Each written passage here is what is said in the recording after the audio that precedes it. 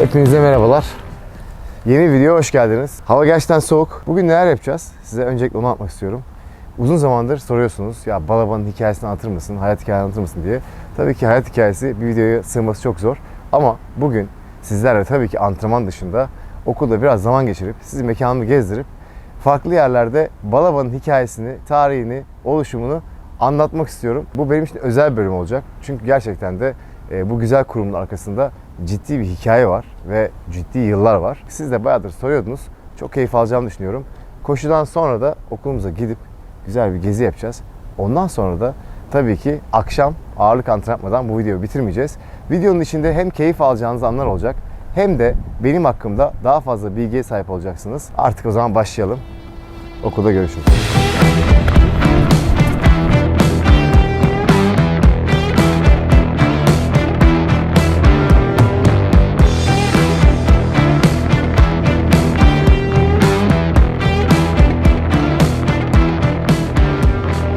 Evet, turumuza en üst kattan başladım. Çünkü her şey bu minderde başladı.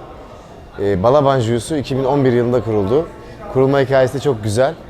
Aslında ben bir mekan açmak istemiyordum. Çünkü bu çok büyük bir sorumluluktu. Antrenman yapmak, dövüşmek ve belli mekanların içinde dersler vermek istiyordum.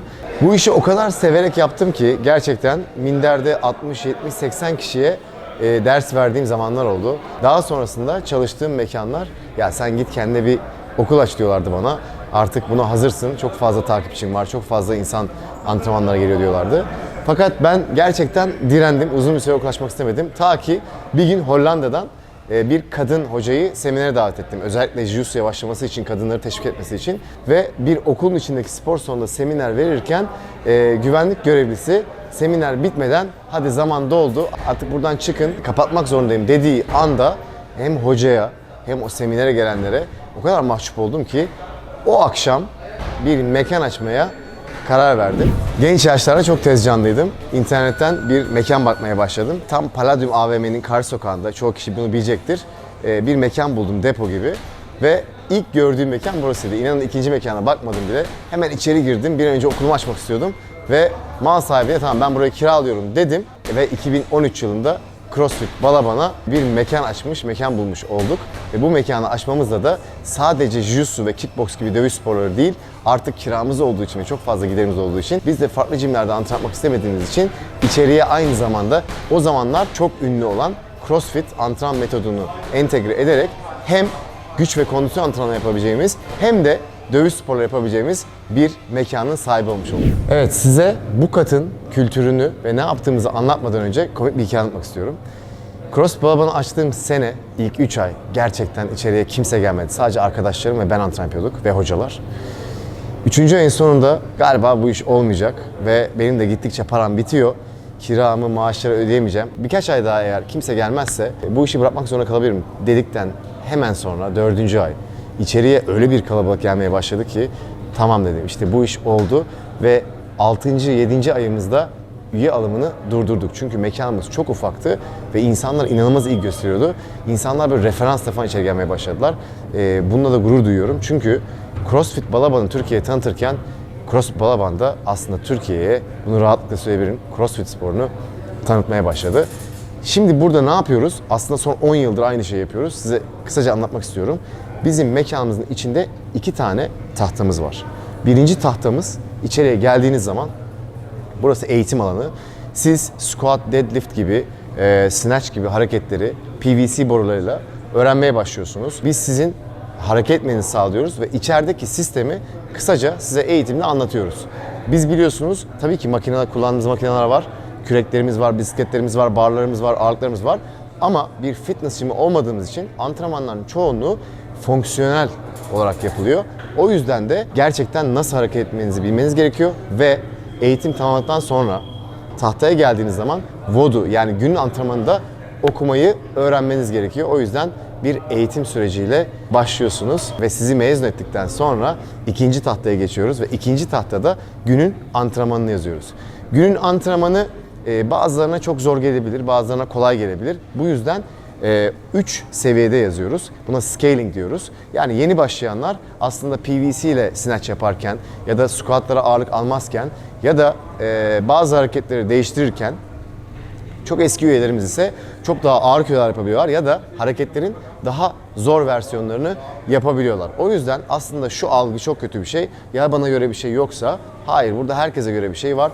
Kutunun üzerine oturup squat yapmakla sırtımıza 150 kilo squat yapmak da tahtada yazıyor olabilir. Bakalım bugün antrenman neymiş ben de bilmiyorum, merak ettim. Her gün farklı antrenmanlar oluyor. Mesela bugün bir warm up, yani ısınma yapıyoruz. Foam roller yapıyoruz. Daha sonrasında 3 round 30 saniye row, 50 tane push up, 10 tane straight leg sit ups, 10 tane squat. Bugün şansımıza kolay bir antrenman var.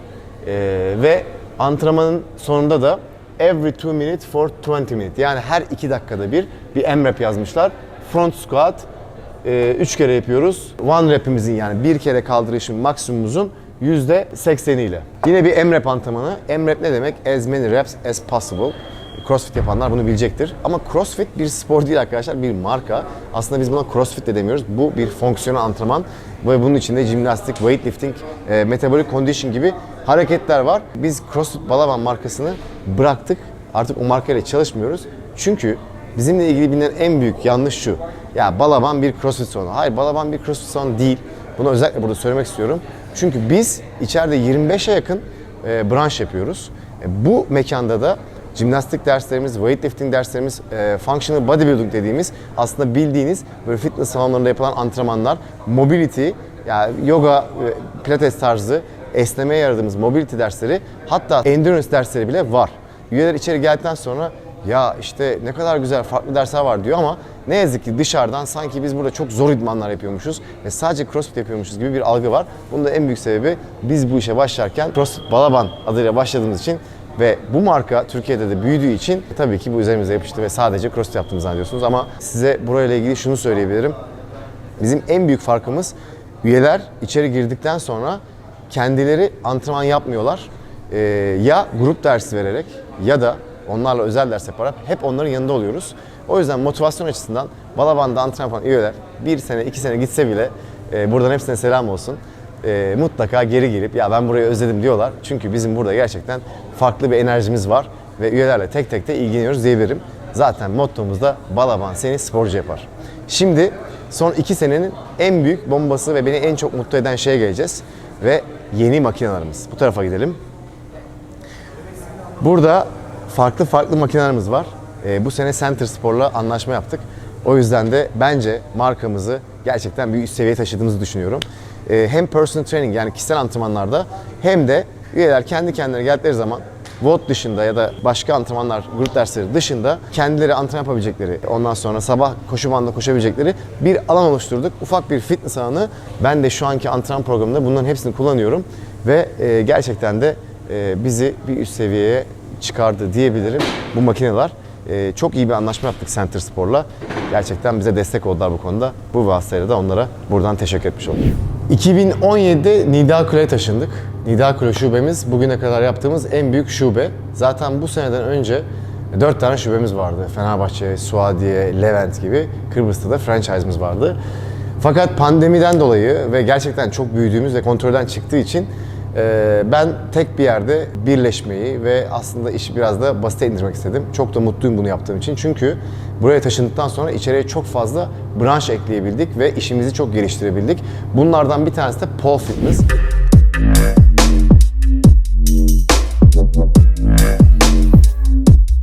Ve Almanya'da fuara gittiğim zaman bu sporun kadınlar tarafından ne kadar sevildiğini gördüm.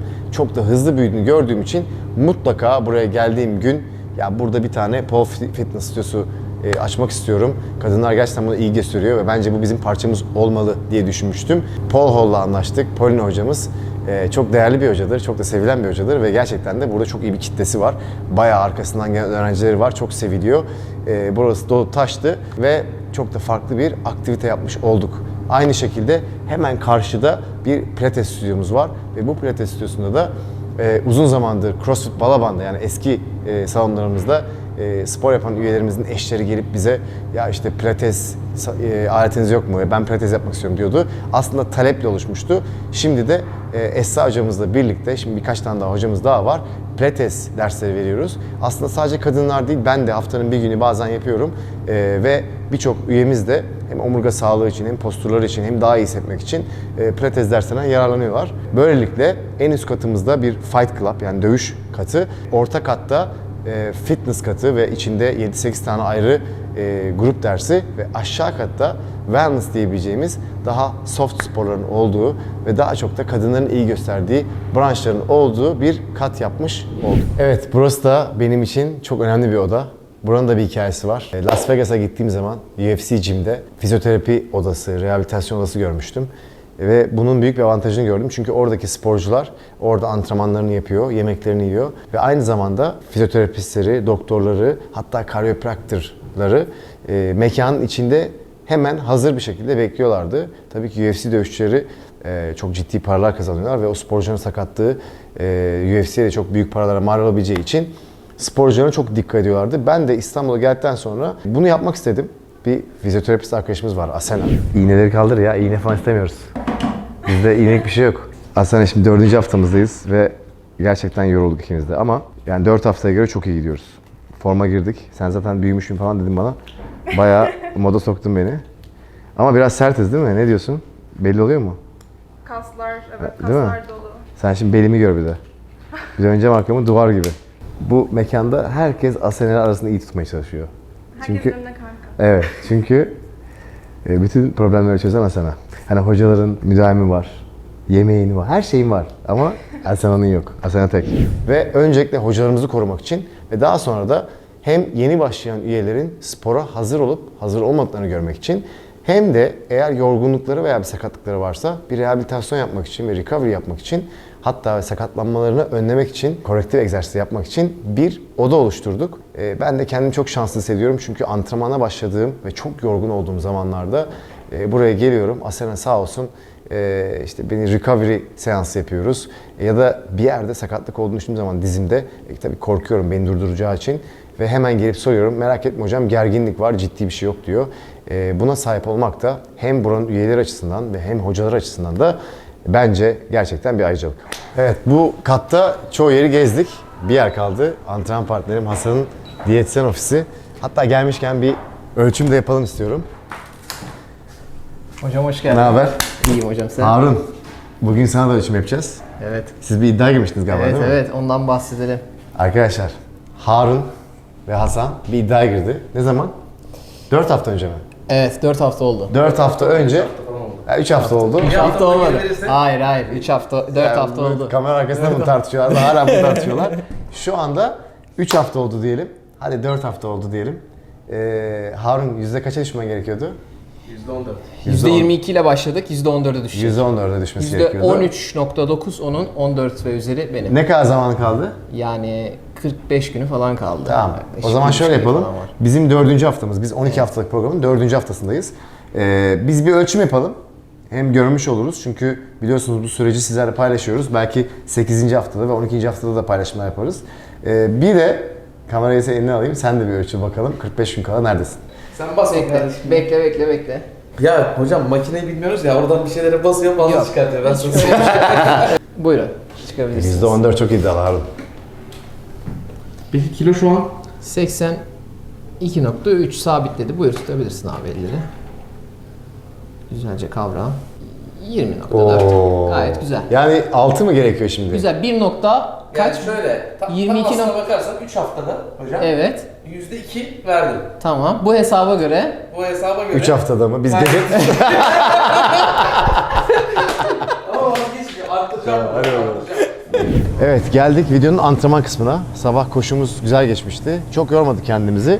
Ama bugün de güzel bir antrenman yapacağız. Balaban hibrit metottan. Öncelikle size hibrit metodun ne olduğunu anlatmak istiyorum. Çünkü geçmiş videolarda bana bu çokça sorulmuş. Öncelikle hibrit metot birkaç tane ekolün bir araya geldiği, farklı antrenmanların bir araya geldiği bir program. Örnek veriyorum, ben Balaban hibrit metodu yazarken dövüş hareketlerinden ısınmalar yaptım. Ayrıca antrenmanın içinde işte bizim CrossFit'te kullandığımız bazı M-Rap'ler, M-OM'lar yani CrossFit'in bazı ekolleri ve bodybuilding'den, fitness'tan gelen bölgesel antrenmanlar ekledim. Yani aslında bir insanın ihtiyacı olan birçok şeyi bir araya koyduğunuz zaman hibrit antrenman diyoruz bunlara. Şu an bizim takip ettiğimiz 12 haftalık programda da sabah koşuları ve akşam bölgesel antrenmanlar var. Farklılıklar gösterebilir. Hibrit metot yani hibrit antrenman tarzı dünyada bence çok popüler hale geliyor. Nasıl CrossFit 10 sene önce çok popüler hale geldiyse ya da 15-20 sene önce circuit trainingler, plyometrik antrenmanlar, farklı metotlar popüler hale geldiyse bunun bence popüler gelmesinin en büyük sebebi insanların ihtiyaçları. Birisi sadece CrossFit yaparsa gerçekten performansını yukarı çıkartabiliyor, güçlenebiliyor, hızlanabiliyor ama bazı bölgeleri eksik kalabiliyor. Fitness bodybuilding yaparsa da gerçekten görüntü olarak istediği bir görüntüye kavuşabiliyor ama performans gösteremiyor. Ya da bunları yaparsa ama yeteri kadar kardiyo yapmazsa vücudu gelişirken kardiyovasküler seviyesi yani VO2 seviyesi düştüğü için aslında kendini iyi görünüyor ama kendini iyi hissetmiyor. Performansının ya da kondisyonun diyelim düştüğünü düşünüyor. Hibrit antrenman sayesinde bütün bunlara bir araya getirdiğimiz ve optimum seviyeye geldiğimiz bir antrenman programı olabilir. Şimdi size Balaban hibrit metotta bugün ne yapacağız? Önce anlatacağım. Sonra da sizler antrenmanı izleyeceksiniz ve antrenman sonra da Balaban'la ilgili ne hissettiğimle ilgili daha duygusal ve daha farklı hikayelerle bu videoyu bitireceğiz. Mutlaka ve mutlaka hibrit antrenman tarzını denemenizi istiyorum. Ben de bir sene önce sizlere bununla ilgili program yazdım. Geçen hafta da burada %50 indirim yaptık. Sizlerle aşağıda paylaşırım. Siz de isterseniz siteye gider, antrenman alır ve 8 haftalık antrenman programını deneyebilirsiniz. Antrenmanın ilk bölümünde ısınma var. Benim antrenmanlarım genelde 5'e ayrılıyor. İlk kısmı ısınma. High knees ile başlıyoruz. BJJ sit out birazdan göstereceğiz. Ve push-ups'la ısınıyoruz. İkinci kısmı güç ve ağırlık kaldırdığımız kısım. 3x12 hip bridge single arm press var. Bunu çok seviyorum. Ve 3x10 plyo push-ups var. Hem patlayıcı kuvvet için hem de gerçekten iyi bir pump yakalamak için bence çok iyi bir antrenman tarzı. İkinci kısmında superset var. 3x12 dumbbell fly ile lying tricep extension yapıyoruz. Birazcık ara veriyoruz. Bu genelde 2-3 dakika oluyor. Ondan sonra bir conditioning antrenmanına geçiyoruz. Antrenmanın 3. bölümü kondisyon kısmı. Burada CrossFit'ten bildiğiniz M-Rap yani as many reps as possible. 15 dakika içinde yapabildiğimiz kadar tekrar ediyoruz. 3 tane hareketimiz var. Push-ups, dips ve butterfly abs. 4. kısım core antrenmanı. Burada 30 tane Russian twist, 30 tane chair sit in and out var. Çok uzun bir karın antrenmanı yok çünkü antrenmanın içinde gerçekten core bölgemi çok fazla kullandığım için antrenmanın sonunda da çok ağır bir core antrenmanı koymadım. Bu günden güne değişiklik gösteriyor. En son kısımda mutlaka bir stretching kısmımız var. 1 dakika boyunca yaptığımız 4 hareket var. Cobra pose, child pose, scorpion stretch, triceps stretch. Mesela ben bu hareketlerin hepsini biliyorum ama diyelim ki scorpion stretch'i unuttum. Hemen antrenmanın üzerine geliyorum. Triceps stretch'e baktık mesela. Bu şekilde döndürdüğüm zaman bana antrenmanı videolu bir şekilde gösteriyor. İnanın antrenmanı ben yazsam bile bazen ben de hareketleri unutuyorum ve girip tekrardan bakıyorum.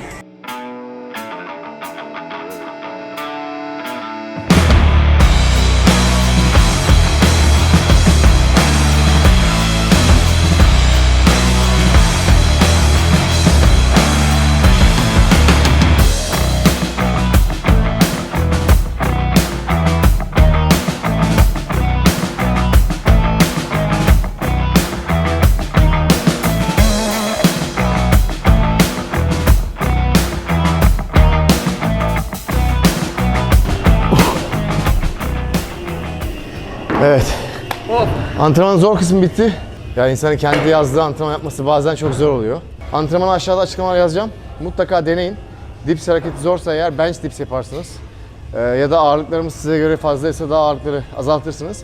15 dakika içinde de biz mesela diyelim ki 9-10 set antrenman yaptık. Siz de antrenmanı 5 set yaparsınız, 4 set yaparsınız. Yani aslında kendinize göre antrenmanı mutlaka uyarlayabileceğiniz bir versiyonu var. Sakın bize bakıp bu antrenman bana zor demeyin. Bence başarabilirsiniz. Evet, geldik günün en keyifli anına, yani antrenman sonrası yemek anına. Bu sene Balaban Sports'un önünde Eggbox adında bir restoran açtık ve aslında bizim için çok iyi oldu. Bunun 2 sebebi var. Birincisi gerçekten yemeği burada hızlıca çözmek çok önemli. İkincisi ise Biz zaten hem hocalar hem üyeler aile gibiyiz. Bu ailenin de bir sosyal alana ihtiyacı vardı. O yüzden de bir sosyal alan yaptık kendimize. Şimdi yemeğimizi yiyeceğiz ve daha sonra şekerim biraz yükselecek. Sizlere ofisimde hikayenin son kısmını anlatacağım ve bugünü bitireceğiz.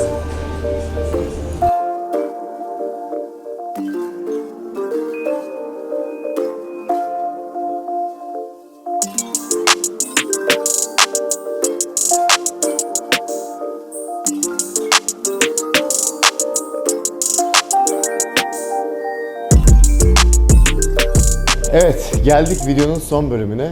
Burası benim için önemli çünkü sizlere söylemiştim. Biraz daha duygusal anlamda neler yaşadım. Kısaca size anlatmak istiyorum. 2011 yılında başladı bu serüven. Balaban Juice'yle başladı demiştim. Minder'de size anlatmıştım. 2013 yılında Cross Balaban'la tabii ki büyüdü. Bugün geldiğim noktada sizlere şunu söyleyebilirim. Bazen videolarda ya abi işte çok güzel bir hayatım var. Gerçekten işte özeniyorum, sporunu yapıyorsun, antrenman yapıyorsun, hayatın hobin olmuş durumda diyorsunuz. Bunu daha önceki videolarda da söylemiştim size. Gerçekten her sene birkaç kere bırakmak istedim. Yani artık ben bu işi yapmak istemiyorum, sorumluluk almak istemiyorum. Girip bir yerde çalışayım. Yani artık ben sorumluluk almayayım ve ben galiba bu işi yapamayacağım dediğim zamanlar oldu. Maddi olarak Balaban'ın gerçekten aşağı gittiği, benim kişisel olarak finanse ettiğim, işlerin gerçekten kötü gittiği zamanlar oldu. Çok çıkmaza girdim. İşte ailem, aynı zamanda arkadaşlarım o zamanlarda bana destek oldular ve dediler ki ya bırakma, sen bu işi iyi biliyorsun, devam et dediler. Ve şu anda yalan söylemeyeyim, hem kişisel olarak hem de Balaban olarak herhalde altın çağımı yaşıyorum. Şükürler olsun, hem kendimi sağlık olarak, fiziksel olarak çok iyi hissediyorum ve son birkaç senedir gerçekten formdayım. Balaban'da artık 10 seneyi devirdi ve iyi bir marka haline geldi. Yani bu saatten sonra bize bir şey olacağını zannetmiyorum çünkü işimizi çok iyi yaptığımızı düşünüyorum ve ekip arkadaşlarımın da gerçekten bu konuda en iyi insanlar olduklarını düşünüyorum. Tabii burada şöyle bir avantaj var. Ben bir patron değilim. Hiçbir zaman da kendimi patron gibi gerçekten hissetmedim. Bunu bütün kalbimle söylüyorum. Hepsinin arkadaşı, dostu, abisi gibi hissediyorum kendimi. Bunu da Fostun'a söylemiyorum. Çünkü birisi bana espri olarak bile işte patron, boss falan bir şey dediği zaman ya böyle bir garip geliyor bana. Hala kendime o ceketi giydiremedim. Ama abilik ya da arkadaşlık, dostluk veya takım arkadaşlığı her zaman benim için kulağa daha iyi gelmiştir. Ve böyle hissettiğim için de, sadece söylediğim değil, hissettiğim için de karşı tarafa bu enerjiyi veriyorum ve onların da kesinlikle beni böyle gördüğünü düşünüyorum. Size şunu rahatlıkla söyleyebilirim ki burada çalışan insanlar gerçekten buraya gelmeyi seviyorlar. Bunu nereden biliyorum? Off günlerinde bile bazen onları burada görüyorum. Ya da ben gelmediğim zaman abi neredesin, niye gelmedin falan diyorlar. Bu da aslında demin dediklerimin sağlaması oluyor. Yola başladığım zaman gerçekten para odaklı çalışmadım. Hatta bu konuda bazı arkadaşlarım bile beni eleştirdi. Abi sen hiç ticari düşünmüyorsun, çok idealistsin gibi. Ama bunu bilerek yapmadım. Bu bir strateji ya da taktik değildi. Ben sadece işe odaklandım. Neden işe odaklandım? Çünkü eğer işimi iyi yaparsam paranın sonradan geleceğini ya da en azından kazanacağımı biliyordum. Para benim motivasyonum olmadı. Kazandığım parayı da hep işe yatırdım. Bazen şu kameralardan baktığım zaman bütün okul buradan gözüküyor. Yani 16 tane falan kamera var orada. İnsanlara bakıyorum, spor yapan insanlara. Burada yaklaşık 35 kişi çalışıyor. O insanlara bakıyorum. Aralarında şakalaşıyorlar, espri yapıyorlar. Üyeler işte buraya geliyor. Gerçekten çok ciddi kilolar veriyorlar. Hayatları değişiyor. Bunları gözlerin içinde görüyorum. Ve yalan değil, yalnız kaldığım zaman kendime diyorum ki ya bunu gerçekten ben mi yarattım? Ya da hani burası bir yerde beni işe mi aldı acaba falan gibi böyle bir komik soru soruyorum kendime. Çünkü bu tünel, bu yol gerçekten kolay değildi. Bunu her seferinde dile getiriyorum ama kesinlikle dramatize etmiyorum. Çok kez bırakmak istedim, çok zorlandım.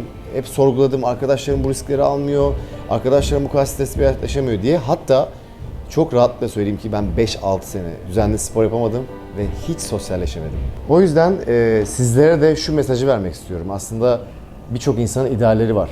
Nedir bunlar? İşte bir iş sahibi olmak istiyorsunuz ya da bir meslek sahibi olmak istiyorsunuz. Ama yeterince gereken şey yapıyor musunuz? Bunu kendinize sormanız gerekiyor. Ya da atıyorum işi ilk bırakmak istediğiniz gün hemen bırakıyor musunuz? Aslında sporcu olmak, yani dirayetli olmak, iradeli olmak iş hayatında çok işe yarıyor. Ben antrenmanlara başladığım zaman o antrenmanları bırakmak istemiyordum, o diyetleri bırakmak istemiyordum. Hala da öyleyim bu arada. Diyete başladığım zaman bırakmam yani.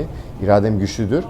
Bunun aynısını işte de yaptım. Aslında son 10 senedir aynı hedef doğrultusunda, daha doğrusu 12 senedir, 13 senedir aynı hedef doğrultusunda çalışıyorum. Evet, yan işler yaptım ama hep aynı hedef doğrultusunda, hep aynı zirveye bakarak devam ettim. Bugün insanlarda şu eksiği görüyorum. Özellikle Z jenerasyonunda, bana kızmayın. Gündemleriniz çok hızlı değişiyor. Hedefleriniz çok hızlı değişiyor. Benim şöyle bir lafım var. Birçok tavuğun peşinden koşarsan hiç tavuk yakalayamazsın diye. Hep aynı tavuğun peşinden koşacaksın ki onu bir gün yakalayabil. O yüzden sizlere mesajım şu. Dışarıdan filmin son sahnesini izleyip ya ne kadar güzel dediğiniz birçok insanın, diyelim ki bir oyuncu, milyonlarca takipçisi var. Ve diyorsunuz ki ya abi inanılmaz bir şey, adam yakışıklı, takipçileri var, para kazanıyor, ya hayata bak, süperstar falan. O adamın başladığı gün, o adamın geçtiği süreç, o adamın zorlandığı günler, bunların hiçbirini görmüyorsunuz. Belki de o adamın yerinde olmak isteyen birçok kişi, ki benim çok oyuncu arkadaşım var, onların da hayatlarını biliyorum. Birçok kişi o adamın yerine geçseydi, o adamın geçtiği yoldan geçmez, hemen bırakırdı. Demek ki buradan neyi anlıyoruz? Hedeflerimiz doğrultusunda hep dimdik duracağız, devam edeceğiz. Olabilir, bazı duvarlar gelecek karşımıza ama biz o duvarı ya yıkacağız, ya sağından geçeceğiz, ya üstüne atlayacağız ama bir şekilde yolumuza devam edeceğiz. Eğer durup başka yöne doğru gidersek oyuna baştan başlıyoruz. O yüzden lütfen bunu unutmayın. Bugün sizlerin karşısında evet güzel bir hayatım var. Şükürler olsun. Her gün şükrediyorum. Her sabah uyandığımda, her akşam yatmadan önce. Bu çok önemli bir şey bence. Ama şunu da çok iyi biliyorum. Bu kolay olmadı ve geriye baktığım zaman bana deseler ki ya Ertan gerçekten burayı bir daha kuracaksın, bu işletmeyi büyüteceksin. Yani bir daha bu yolu bilsem gelebilir miyim buraya emin değilim. Ama dediğim gibi biraz da şans değil, biraz da çalışmayla oldu bunlar. Şu anda burada çok iyi işleyen bir sistem var. Yani yaklaşık 35 kişi var ki bunların 5-6 tanesi benim 8-9 senedir beraber çalıştığım arkadaşlarım. O yüzden de üstümden büyük yük alıyorlar. Bu yükü aldıkları için de ben de onların sayesinde aslında tüm günümü sizlere vlog yapmak için harcıyorum. Bu videolar evet birçoğunuz beğeniyorsunuz, seviyorsunuz, sizi motive ettiğimi düşünüyorsunuz. Ama öyle bir anda olan şeyler değil. Tabii ki kameranın arkasında Harun'un büyük emekleri var. Video çektiğimiz günden sonraki zamanda. Öncesinde benim planlamalarım var. Formda olmam gerekiyor, her şeyi planlamam gerekiyor ve bizim ciddi bir zamanımızı alıyor. Bunun da en büyük sebebi buradaki sistemin oturmuş olması. Ama ben de artık yeni hedefler koyuyorum kendime. Çünkü bazı hedeflere vardığınız zaman bu size çok büyük bir keyif veriyor. Ondan sonra başka rotalara doğru yelken açıyorsunuz. Herhalde YouTube'da şu anda benim için böyle bir rota ve gerçekten sizlere ulaşmak. Buraya gelen insanlar dışında farklı insanlara ulaşabilmek, sizlere hayatımı, sporu, antrenmanları, doğayı gösterebilmek, sizlerle birlikte bir şey öğrenmek benim gerçekten çok hoşuma gidiyor. Umarım sizlerin desteğiyle bu kanal da büyür. Bir gün aynı Balaban'la ilgili yaptığım gibi ya YouTube'da işte ben şu kadar kişiydik ama işte her hafta video yapıyordum. Her pazar günü videomuzu yayınladık der ve çok daha büyük kitlelere ulaşırız. Bunun için de sizlere teşekkür ediyorum. Çünkü yazdığınız tüm yorumlar hem Instagram'dan hem de YouTube'dan beni müthiş motive ediyor. Aynı şekilde yani ben sizi ederken siz de beni motive ediyorsunuz. O yüzden sağ olun, var olun diyorum. Umarım bu video sizin için hem girişim anlamında benim size bazı şeyleri anlattığım hem de mekanımı tanıttığım ve burayı daha iyi anlayabildiğiniz bir video olmuştur. Videonun içine 2 tane de küçük antrenman sıkıştırdık ve yarın sabah çok güzel bir kar kampına gidiyoruz Düzce'ye. O yüzden Harun bu akşam bende kalacak. Sabah 6'da yola çıkacağız eşyaları koyarak. Yani aslında videoları yapıyoruz ama o kadar da kolay olmuyor. Gerçekten emek harcıyoruz. O yüzden sizlerden de hem beğenilerinizi hem yorumlarınızı bekliyoruz ki hızlı bir şekilde büyüyelim ve ailemiz büyük bir hale gelsin, kalabalık bir hale gelsin diyorum. Ve başka videoda görüşmek üzere arkadaşlar.